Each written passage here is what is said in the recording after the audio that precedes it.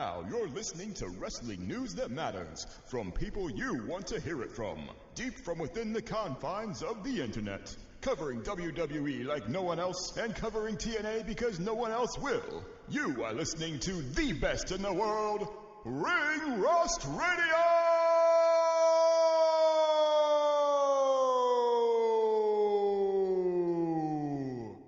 Brad Maddox.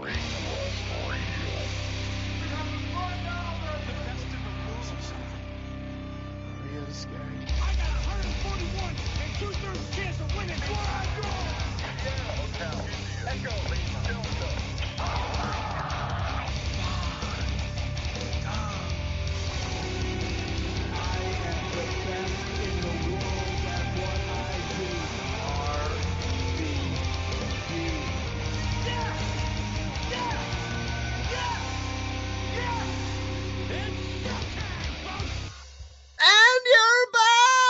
Could you need more Ring Rust Radio? Guys, this is the Ring Rust Radio special Daniel Bryan edition show. I am your host with the most Donald Wood. I'm here with Brandon Galvin, Mike Chiari, and we are going to break down the Daniel Bryan retirement news and our thoughts on Daniel Bryan as a whole. This is our goodbye. This is our retirement speech for Daniel Bryan. Would you guys agree with that? No, I would call it a retrospective of his career. Once again, Donnie is wrong. Okay, fine. So, a word that you probably didn't know. I don't even know what that means. He knows retro. I know retro. Because, you know, spective. That's the movie with Batista, right? Spectre. 007 Spectrum? Yep, spective. Spectre. Spectrum? What, the place where the Flyers? No. This is a great intro. Guys, this is where the money's at. Joey, Ryan. Oh, Literally. he's not here. Sorry. You'll hear that soon. Soon enough. Oh, you've already heard it. Yeah, that's true. Guys, well, without further ado, let's talk about Daniel Bryan. Daniel Bryan retired on last Monday's edition of Raw. That would be February 8th. Yeah, they know. I don't know if they know or not. Maybe they didn't watch. Maybe they don't. I think they heard. Regardless, Daniel Bryan has walked away from wrestling, and the three of us, wrestling fans, we have put aside our hatred for each other to reminisce about the good times with Daniel Bryan. So I want to start. BG, you laid out the schedule for this, so I'm going to give you the floor here. What's the first thing on the schedule here? Our first topic is your top 5 favorite matches featuring Daniel Bryan. I had to toss to you because I literally didn't have the schedule up. But regardless, yes, top 5 favorite matches. So I started doing this, and 15 matches in on my list, I realized that this probably wasn't going to work. So I had to break it up. So I did top 5 favorite WWE matches and top 5 favorite indie matches. That's fair. That's because I had to get it. I had it at 15, and there was so many more left. And I was like, I have a question. Go ahead. You narrowed it down from 15. How many were from indie? How many were from WWE? Okay, let me say this. I had 15, and I hadn't even finished my WWE list yet. So I had to just stop what I was doing and reassess. So I would have gone past 15. I likely would have been in 20 or more. From WWE? No, from both combined. Okay. I did indie first, then WWE. So I had more indie than WWE. I feel like moments-wise, Daniel Bryan had more moments. We'll get to that, whether we like ROH or WWE later, but that answers that, and we'll answer that in a little bit. But BG, I'll start with you. Top 5 favorite matches. You could do WWE, ROH, PWG, anywhere you want. So I just went my overall top 5 favorite matches. You guys, my list is going to make you guys mad, because I only have one indie match, and it's one that I've referenced It won't make you mad. Why frequently. are you going to make us mad? It's whatever. It's your It's opinion. going to make Donnie mad, for sure. It'll make Joe mad, I'll tell you that. Yeah. All right, it's gonna make someone's gonna be mad. You're just. I want to make people pissed. I don't. I want to preface it. All right, so number 5, the ROH main event, the first ever, Christopher Daniels, Bryan Danielson, low key. I've mentioned that it's my first match I've ever seen from Daniel Bryan, so it's a special place in my heart. Next up was the Shield TLC match, teaming with Kane and Ryback. I have said that it's arguably the best debut match ever and that's for the Shield. I got that. Team Hell No and Ryback. 2012, right? 2012, their last pay-per-view, and we all went nuts over that match. So, just thinking back, I was like, I have to have that match on there. It was so good. Next up, against John Cena, SummerSlam 2013, fantastic match. Then the main event for WrestleMania 30, because Daniel Bryan really finally winning that big one, having his WrestleMania moment, for that alone makes the match for me. And then my favorite is the match that got him into that main event against Triple H. To me, one of the best told stories in the ring, as well as the build up to it, that we've seen in a very long time. I love that match. It's a match that I've watched more than once, which is not what I really do anymore with current wrestling. And so that's my favorite match. Yeah, okay, so I had the Triple H one and what was the other one you said? Oh, the Shield one, the Shield one. So that was you stole two of my WWE ones. So Mike Chiari, we'll go to you, see how many you steal mine. How many, do you have just 5? You got 10, and what do you got? Well, I had 6 for WWE and 2 from Indy, and BG mentioned the Shield TLC match, and he also mentioned the Bryan John Cena. So I won't even go into those, but in terms of Indy, one that I really enjoyed, because I went on kind of a Bryan Danielson Indy watching binge to get ready for this. We all did. I thought the Bryan Danielson DVD went through around 14 matches. I know Mike Chiari, you did the same. BG, you fucking pulled out a bunch too. I tried to find the ones I really wanted to watch. Some I couldn't find, exactly. Highspots.com. For free. One that was amazing, Bryan Danielson against Kenta from Ring of Honor Glory by Honor 5, Day 2 in 2006. This was just an incredible match. A match I think we all wanted to see Daniel Bryan against Hideo Itami at some point in WWE. Unfortunately, we won't get to see that, but this is kind of like a preview of what it would have been, essentially. It was an amazing match, back and forth, anything you could possibly want in that match. One of the most amazing parts of it that I really enjoyed, Bryan had Kenta in a surfboard, and the legs came unlocked, so the crowd started chanting, "You fucked up," at him. And then he gets really mad. He goes, "I fucked up? I don't ever fuck up." And they just started beating the shit out of Kenta. He was so mad. So that was an amazing moment in that match. And just overall, like, the finish was great. Loved that match. And another ROH match, in my opinion, from what I've seen, I haven't seen, obviously, all of Bryan best. It was against Takeshi Morishima, ROH Manhattan Mayhem 2 in 2007. And this was just an amazing match because it had that kind of David versus Goliath aspect to it, because Morishima is absolutely huge. So you had that. It was kind of like cat and mouse with Bryan kicking him and running away and doing that type of deal. He was working the legs and trying to chop down Morishima throughout. Early in the match, he suffered a legitimate torn retina or detached retina, but he kept going and he kept going and he kept taking all this abuse from Morishima. And I think that we talk about like strong style, like there's that Japanese strong style where there's a lot of no selling, and then there's what I think is actual legitimate strong style, whereas it's a hard hitting match but you still have selling. And I think that's what this match was all about. So that's why I thought this was an amazing match. Before you go on, for the Morishima match, he also fought him at Final Battle 2008, and that's on my list. That was like a hardcore type of match, right? Yeah, that's my personal favorite. The retina being detached reminded me of and not to the same extent, but Vader getting his eye freaking like ripped out by Stan Hansen. It wasn't to that extent. His eye wasn't hanging out, bro. Yeah, it was not hanging out. You're right about that. But it was that same like, holy shit! Not only did he have it happen during a match, he finished the fucking match. Right. Yeah.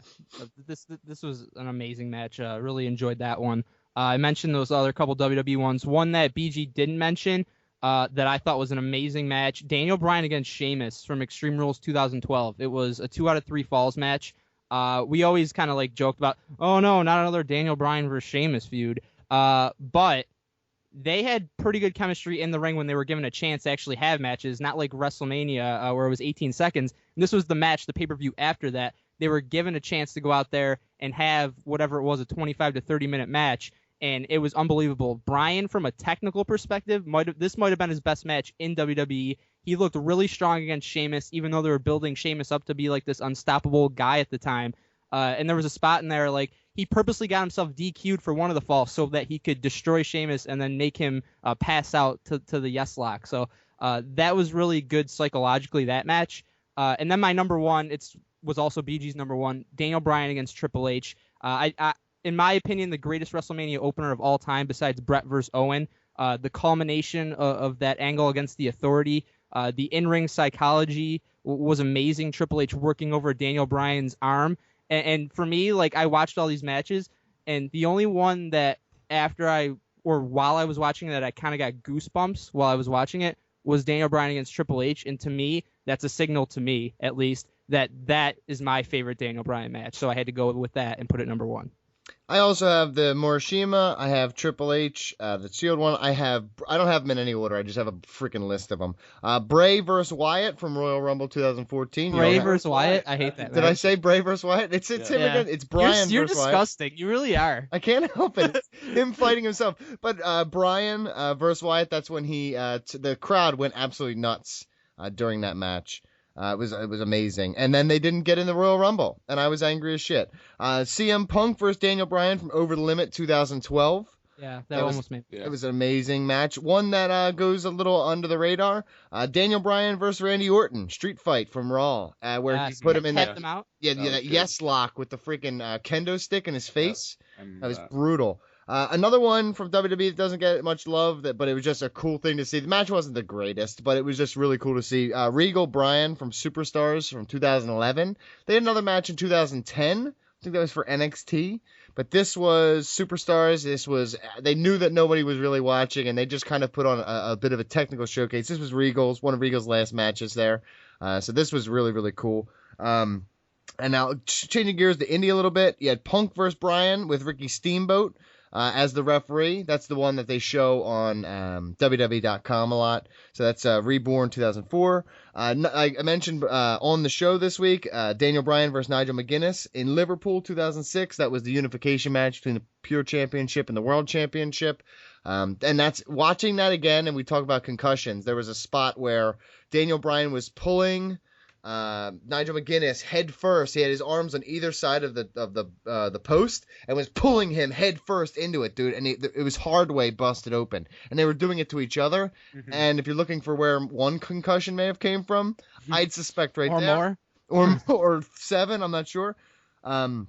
Austin Aries, when he was talking to Daniel Bryan on Twitter when he signed with NXT, he mentioned this match. It was Testing the Limit 2004, 2 out of 3 falls match. Absolutely fucking amazing. So that's one I couldn't find that I wanted to see. That's on that. I've never seen that. Okay, it's on the DVD. It's well worth your time. Like I said, I feel like this DVD is going to make its rounds before it ends up in the brown box. And one that doesn't get a lot of credit, but it was one of Bryan's best feuds in Ring of Honor. He had a great feud against Homicide, and Bryan Homicide's Steel Cage match, Final Showdown 2005. Homicide is an underrated worker, but this was not about working. This was a brutal fucking beatdown, and this showed Bryan was known as a technical wizard, but this showed, hey, he could be as hardcore as anybody else too. So this was that. That was my top 71 matches apparently. But yeah, is it laminated? It's Is it on the wall? It's on the wall. It's on the wall. Yes, it's a big magnet board. So that's our favorite matches. But let's talk about favorite segments, favorite moments. Now, like I said, I think Ring of Honor, his matches were where it's at, but in WWE, it was about his character and his segments. So back to you, BG. Some of your favorite segments. All right, so I didn't put favorite top 5 in the headline for this. Sorry about that, guys. So if you don't have 5, I've got like 41, okay. Dude. So don't worry about it. Good. Don't worry about it. So I tried to find 5, and I just went on this binge of watching Daniel Bryan stuff from WWE. And so I'm gonna cheat a little bit and lump everything with Kane and Dr. Shelby as one. So the first time at Anger Management, the anger collage where Kane goes and throws his blank piece of paper, because he basically didn't do it, throws it into a trash can, lights it on fire, sits down, and D-Bry just looks at him and goes, "Teacher's pet." Yeah. And then just the way he says it and just the look, it was amazing. I just wrote Team Hell No as well. Yeah. It wasn't a singular moment. It wasn't a singular There were so many. Yes. But like we mentioned before, my personal favorite from Team Hell No is when Kane is talking to Dr. Shelby and he's running down Daniel Bryan about how he stole his title and how he's a bearded freak and he hates him and he's gonna rip his beard off his stupid face. And out of a laundry basket that he's been hiding in, Daniel Bryan just pops out like, "Hey, you can't talk to me like that." It's fantastic. There was comedically, the timing was impeccable. That stuff helped show that Daniel Bryan could be just one of the best characters in WWE as well. I mean, he showed it before with some of the other stuff that I'll mention, but it was here that we really understood, like, wow. And that, again, that goes back to my Kane thing. Put a guy with Kane, and you can have a really good tag team. Look at RVD. Look at all the guys you did that with in the past. And that really helped resurrect Kane, in my opinion, because he had Kane come back recently in 2012, had a pretty poor feud with John Cena and I believe Randy Orton at WrestleMania, and really killed Zack Ryder. That's a pretty good moment, actually. But everything after that, like, we were just, I remember us being very fed up with that. And then this happened kind of out of nowhere. Remember I called it? He already called it. And there we go. And then we just fell in love with this. I went on the binge this morning before work, watching pretty much every one of these Team Hell No anger management segments. Nobody catching Harold still makes me laugh. Scorpio Sky somewhere. It's like that was the highlight. They both yell at him like, "Shut up, Harold!" They hate Harold. It's so funny. Eating lunch at the diner, Kane is Mae Young. Yeah, with Mae Young, then pretending to orgasm over inflicting pain on others, and then trying to eat each other's food, and then Daniel Bryan pukes on Dr. Shelby. And arguably, the coup de grace of it all is the "I'm the tag team champions" bit, which just cracks me up every time. Yep. What else? Go. Getting handcuffed and then beat down by Triple H. That was brutal. That was just fantastic. I really enjoyed the pull-apart brawl last year at Roman Reigns. I thought they did a great job heading into Fastlane last year. Daniel Bryan, another fantastic performance. They used Daniel Bryan instead of giving us the match that we wanted to see, which we'll get to later. They had him just, put over Roman Reigns. And so that pull-apart brawl, though, I thought that was fantastic. Your opinions can't be right, I guess. Okay. Seattle High. You loved it, by the way, so shut the fuck up. Yeah, Seattle. Seattle sucks. Fuck Seattle. Seattle hijacking the main event of Raw between the hand-picked boys of John Cena and Randy Orton. I believe Triple H was there and Stephanie was there as well. Shawn Michaels was there. Rey Mysterio Everyone was there. They brought everybody that was remotely Great Khali was there. And Seattle just hijacks it and cheers for Daniel Bryan. Perfect. And the coup de grace of this segment, Donnie, is the bear talk on Saturday Morning Slam. Yes, that's without a doubt. It's amazing. So, Mike Chiari, you want to go through yours quickly? Yeah, well, BG touched on a lot of the ones that I had down here, especially the Team Hell No stuff.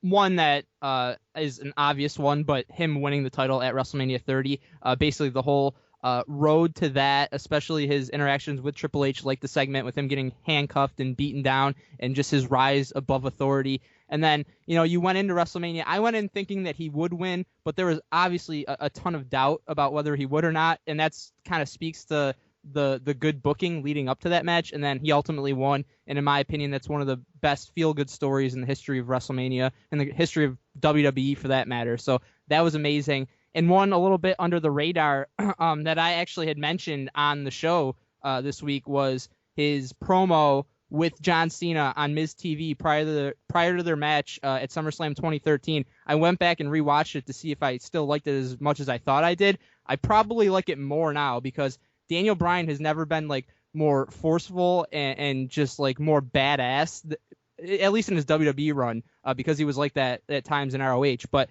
then he was in this promo. He went straight at John Cena. He called John Cena a parody of a wrestler. He did the whole thing with saying like the tradition in Japan is to slap a wrestler to get them pumped up. He refused to slap John Cena because he said he didn't deserve it. It was just amazing work, mic work and intensity. And I think that's probably my favorite promo he ever did in professional wrestling. All right, well, Team Hell No, of course. So, some of the stuff he did with AJ Lee was absolutely amazing. Him telling her to shut up and the heat he drew from that was really, really good. His retirement speech, to me, is up there because it's fucking emotional, and he was great in that moment. It's sad to see him go, and it's like Edge. I think Edge's retirement speech is one of his best moments too, because you talk about drawing genuine emotion, and that's one of the things you do. That reminded me one real quickly of a story that Daniel Bryan told on the DVD. He said that he had come back, it was against Kenta, and he had just come back from a shoulder injury. and the whole match was how Kenta was just kicking him in that shoulder, and it was all working over that injured shoulder. That everybody knew he was coming back from that injured shoulder. And Daniel Bryan said, my whole goal in that match was to sell, sell, sell, sell, sell. He said he sold so well, was so proud of himself because he looked to his sister, who was front row, and she was bawling, crying because she thought he was really hurt. And he's like, I knew I did good then. He's like, that was the moment I knew I was good.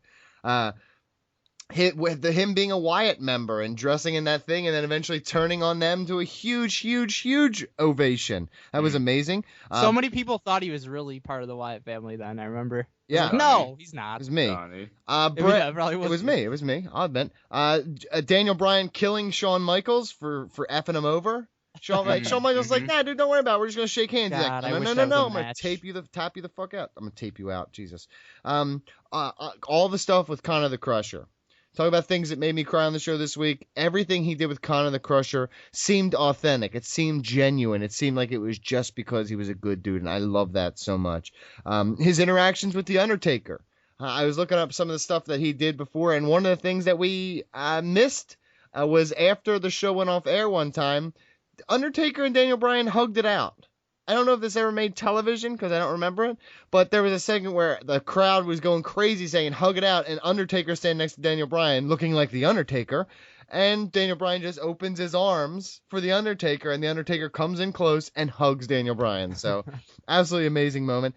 His 2011 cash-in, when he just ran down and cashed in on a sprawled out Big Show after a Mark Henry match, that was a huge, huge, huge moment for him and the wrestling fans who have supported him before that, because it was a huge coup for him. And another one that doesn't get mentioned a lot, I talk about EC3 all the time, Ethan Carter. When he was Derek Bateman, he was with Daniel Bryan, and some of the stuff that they did was absolutely hilarious. So if you ever get a chance, check out that Derek Bateman and EC3, or Derek Bateman is EC3, Derek Bateman and Daniel Bryan. So those are some of my favorite moments. Bray versus Wyatt. EC3 versus Bateman. Yeah, that's it. It's I just want my guys fighting each other because it's only people who deserve to fight them are themselves. So I'm gonna start with this one then because I wanted to say it before, but the question posed is where did you enjoy his time most, Ring of Honor or WWE? To me, it's two entirely different people. In Ring of Honor, he was this guy who was the pure wrestler. He was the American Dragon. He was bringing that Japanese strong style, that technical prowess, everything that you wanted from a pure in-ring standpoint. He had it. He had the every move, the man of 1,000 moves. He was like Dean Malenko, but better. And I loved him so much in Ring of Honor because every match he performed was a top-notch match. Now, at times in Ring of Honor, you could look at his personality and be like, man, this guy's bland as shit. Like, I don't know if it would translate to somewhere else. Well, he got to WWE, and he proved everyone who's ever doubted him wrong because he was one of the most charismatic and entertaining people I fucking have ever seen in WWE. Maybe it's because I looked at him through rose-colored glasses and I wanted him to succeed and I wanted him to do well, but we just talked about all the segments and all the things he did in his short WWE career, or about 5 years total. He did some of the best things I've ever... Team Hell No is one of my favorite things in wrestling ever. Bar none. Not talking about just Daniel Bryan. Talking about anything. All of that stuff. So I'd say they're very different. I love the Ring of Honor wrestling. I love the wrestling in WWE too, but from a character perspective, there is no better than what he did in WWE. And from a wrestling perspective, I think it was better overall in Ring of Honor. So that's my perspective. Mike Chiari? Well, it's an easy answer for me because I experienced everything he did in WWE live as it happened, and I followed his entire WWE career. ROH, I wasn't watching ROH during the time when Daniel Bryan was there. Sure, I've gone back and watched a lot of his matches and have an understanding of what his character was like and what kind of angles he was involved in, but that's not something I experienced as he was going through it. So it's hard to have that type of emotional attachment to him as American Dragon Bryan Danielson when you didn't see it happen until after the fact. I saw everything Daniel Bryan did from coming into NXT. I didn't know that much about him, but I watched the show. I really enjoyed him. I thought, this guy's pretty good. It seems like he's going to live up to the hype. Hopefully he's as good as advertised. He ended up being as good as advertised, probably better because, like you said, the personality he ultimately showed in WWE was something I don't think a lot of people expected. And then, his run against the Authority and winning the title at WrestleMania 30, one of the greatest stories in the history of professional wrestling, in my opinion, and that happened in WWE. So for me, it's got to be WWE. I think that, yeah, in terms of like having technical masterpieces, ROH, that he was superior there, but he had a lot of amazing matches within the WWE parameters in WWE. And then when you add the storylines, when you add the character, that puts it over the top for me. BG?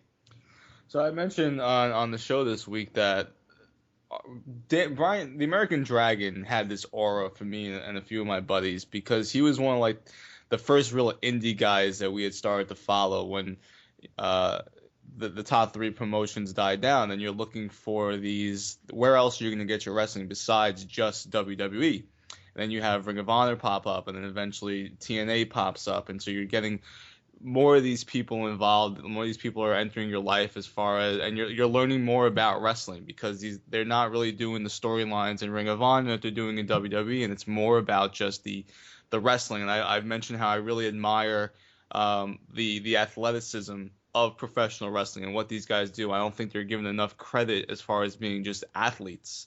They're never mentioned with just like the best athletes in the world, and it's dumbfounding to me.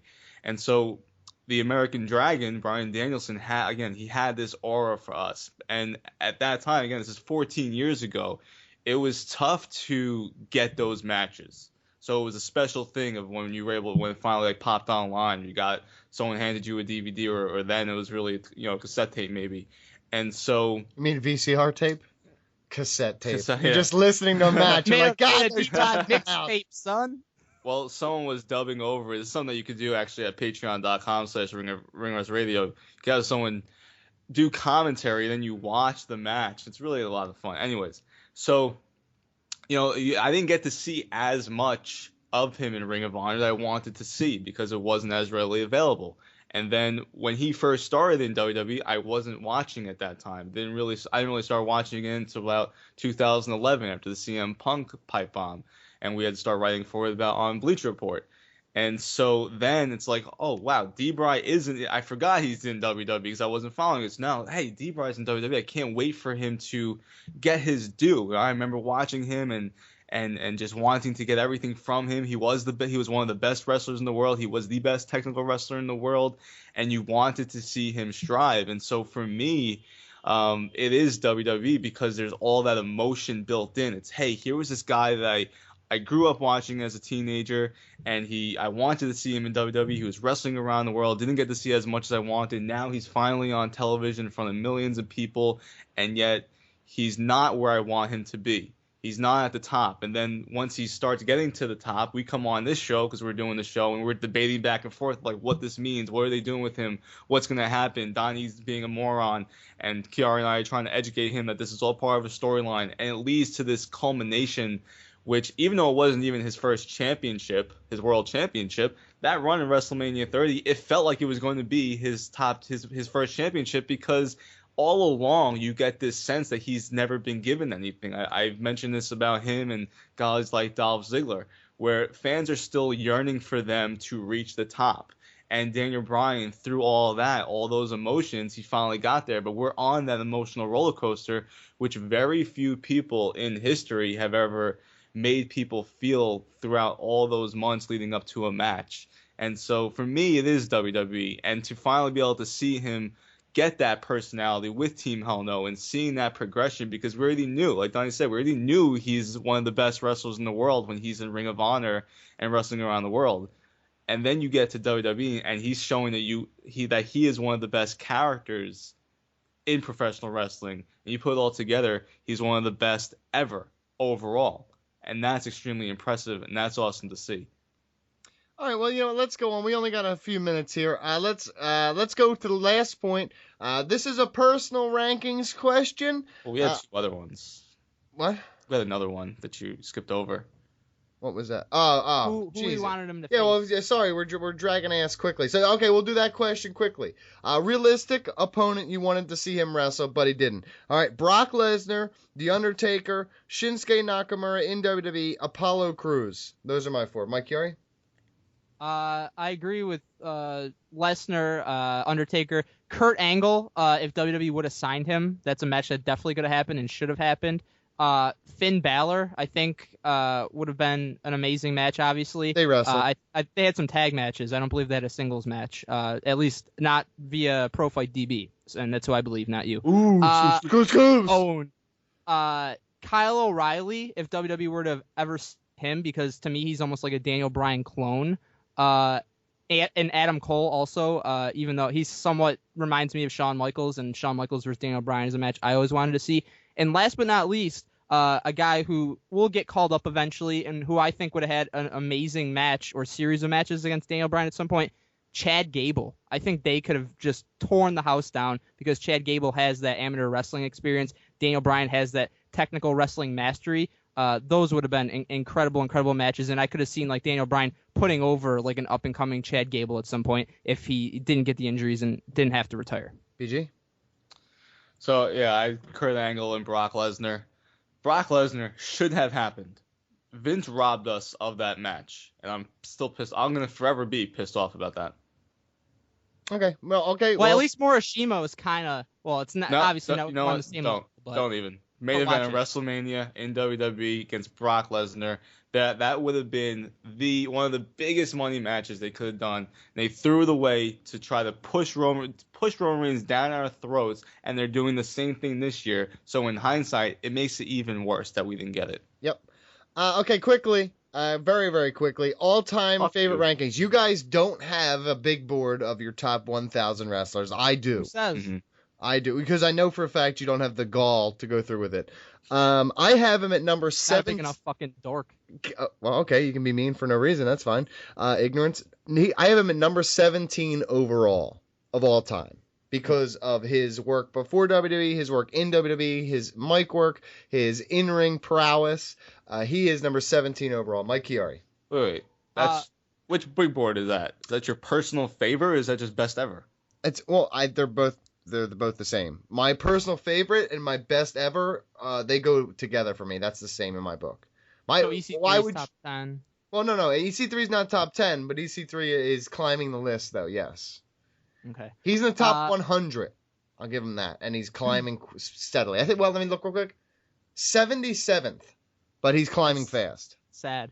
Okay, for me, I didn't do an exact ranking. He's not in my top 5 because I have a pretty solid top 5: HBK, Hogan, Rock, Savage, and Mr. Perfect. So he's not in that echelon for me, but I feel comfortable putting him in my top 10 favorite of all time. And I think that says a lot because, again, I can go back and watch his ROH stuff, but where I really connected with him was his WWE stuff. And really, in the grand scheme of things, his run in WWE wasn't that long, but even over the course of just a few years, I connected with him that much, enjoyed his work that much from what he did in the ring, his personality, everything that he did in WWE. I connected with Daniel Bryan. He became one of my favorites very, very quickly. So for him to be in the top 10 is pretty amazing. And if he would have had another 5 years of his WWE career, probably easily would have cracked my top 5. But as it stands, I would say he's definitely top 10 for me. Guys, we would love to stick around and talk more, but we have to go. Thank you so much for taking the time to listen to our conversations, our retrospective talk about Daniel Bryan. Please check us out, ringrustradio.com, ringrustradio at yahoo.com, at ringrustradio on Twitter. Guys, that's how you reach out and touch us. Please get involved with the show, patreon.com/ringrustradio. But you know what, before we go, here is the Daniel Bryan song. Have a great week. We'll see you Tuesday.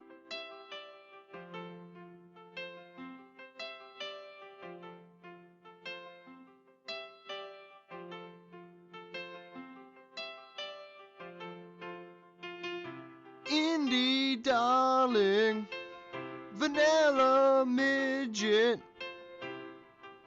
boring on the mic. Dean Malenko, submission king,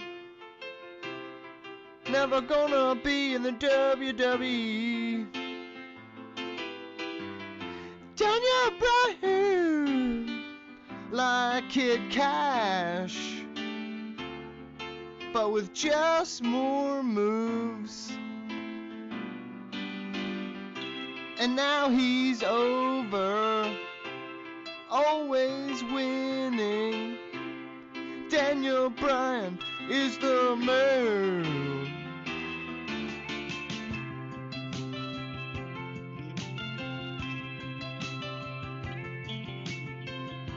Bryan freaks out in the stands.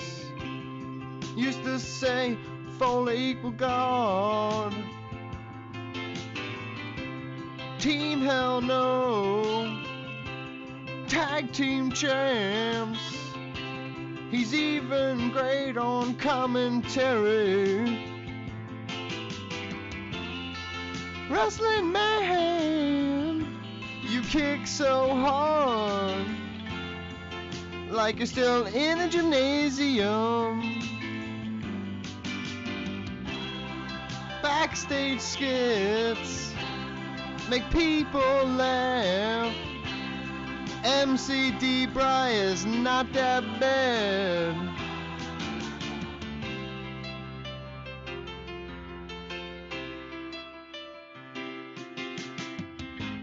K-Hell says he doesn't sell.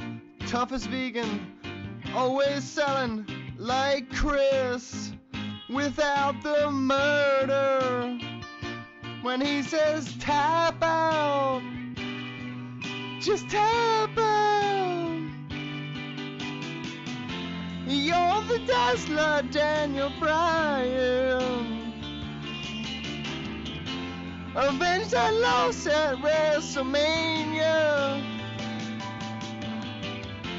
Despite your size, you keep on winning. You'll be champ again someday. You're the Dazzler, Daniel Bryan. Avenge the loss at WrestleMania. Despite your size, you keep on winning. You'll be champ again someday.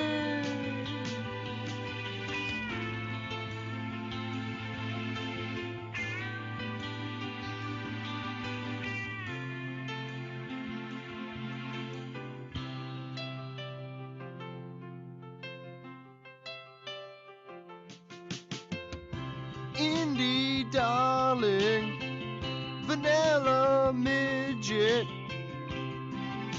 boring on the mic. Dean Malenko, submission king,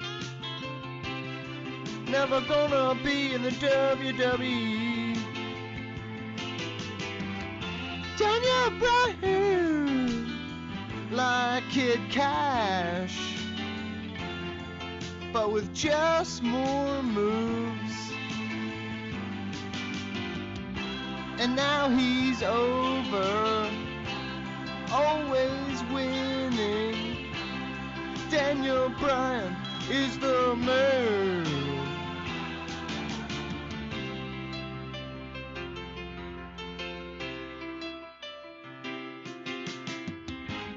K-Hell says he doesn't sell.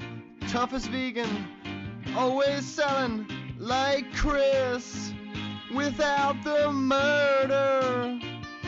When he says tap out, just tap out. You're the Dazzler, Daniel Bryan. Avenge that loss at WrestleMania. Despite your size, you keep on winning. You'll be champ again someday. You're the Dazzler, Daniel Bryan. Avenge the loss at WrestleMania. Despite your size, you keep on winning. You'll be champ again someday.